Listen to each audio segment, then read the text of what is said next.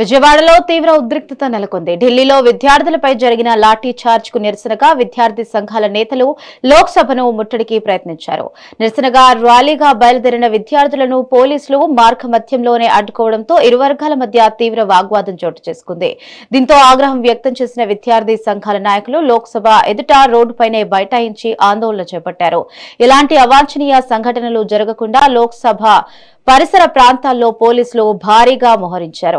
ఇక దీనిపై మరింత సమాచారం మా ఇన్పుట్ ఎడిటర్ నరేంద్ర అందిస్తారు.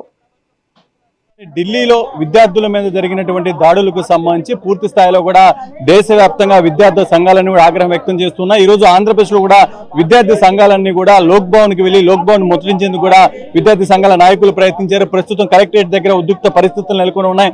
మనతో పాటు విద్యార్థి సంఘాల నాయకులు ఏం జరిగింది? దేశవ్యాప్తంగా ప్రశ్నాపత్రాలు లీకేజ్ జరుగుతున్నటువంటి లీకేజ్ కార్యక్రమం ఈ బీజేపీ ప్రభుత్వం లీకేజీ ప్రభుత్వం దేశవ్యాప్తంగా విద్యార్థులు ఆందోళన జరుగుతుంటే మాకు అన్యాయం జరుగుతుందంటే ప్రశ్నిస్తున్న వారిపైన లాఠీ చార్జ్ చేయడం, రక్తం చిందించే విధంగా వాళ్ళు భౌతికంగా జంతర్ మంతర్లు 2 రోజుల నుంచి దాడి చేస్తున్నారు. అయినా మేము వెనకడికి వేయం, మేము ముందుకు మా పోరాటం, మా న్యాయం కోసం మా పోరాటం కొనసాగిస్తామని చెప్పి ఆడ విద్యార్థులు ఆందోళన చేస్తున్నారు.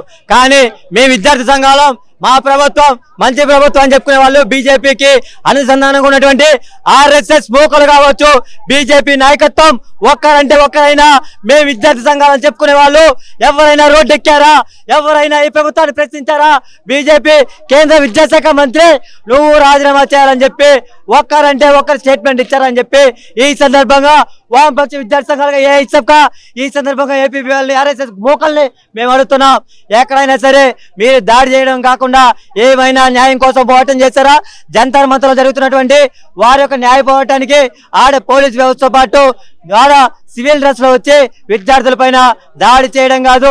నైతిక బాధ్యత ఉంటే మీరు కేంద్ర విద్యాశాఖ మంత్రి రాజీనామా చేయమని చెప్పండి. అంతేకాకుండా మన రాష్ట్రంలో వాళ్ళపైన జరుగుతున్నటువంటి దాడిని అదేవిధంగా కేంద్ర విద్యాశాఖ మంత్రి రాజీనామా చేయాలని చెప్పి కూడా ఏఐఎస్ఎఫ్ గా ఈ రోజు వామపక్ష విద్యార్థి సంఘాలుగా ఆంధ్ర రాష్ట్రంలో గవర్నర్ ఆఫీస్ చేలో పిలుపునిచ్చి మార్గోద్యమంలో పోలీసులు అడ్డుకొనేసి ఈ రోజు మీకెందుకు మేము ఉన్నాం, ఈ గవర్నర్ గారిని మేము కల్పిస్తాం, ఒక 6 మంది రండి అన్నారు.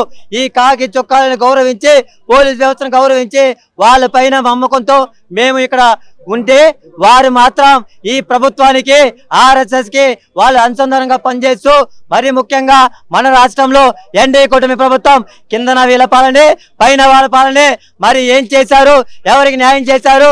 ఇక్కడ ఉన్నటువంటి విద్యాశాఖ మంత్రి నారా లోకేష్ గారు మీరేం చేస్తున్నారు?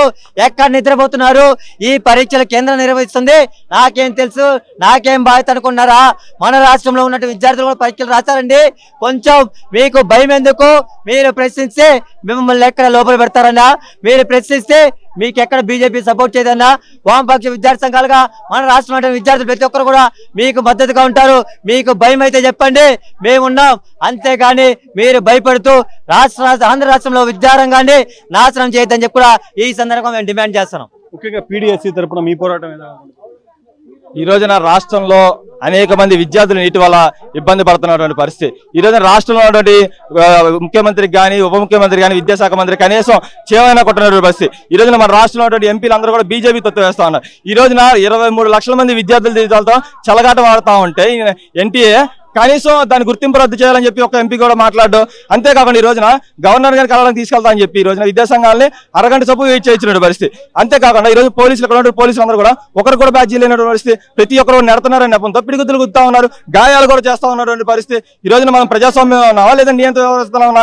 ఈ రోజున మేము ఒకటే డిమాండ్ చేస్తా ఉన్నాం, అయ్యా ముఖ్యమంత్రి కానీ ఉప ముఖ్యమంత్రి కానీ విద్యాశాఖ మంత్రి, ఈ రోజు ఈ నీట్ పరీక్ష వల్ల మన రాష్ట్రంలో చాలా మంది నష్టపోతా ఉన్న పరిస్థితి. కాబట్టి మేము ఒకటే డిమాండ్ చేస్తా ఉన్నాం, ఈ కేంద్ర విద్యాశాఖ మంత్రి రాజీనామా చేయాలా, అంతేకాకుండా నీట్ పరీక్ష కూడా మన రాష్ట్రమే నిర్వహించుకునేటువంటి అవకాశం మనకు కల్పించాలని చెప్పి ప్రభుత్వాన్ని డిమాండ్ చేస్తా ఉన్నాం.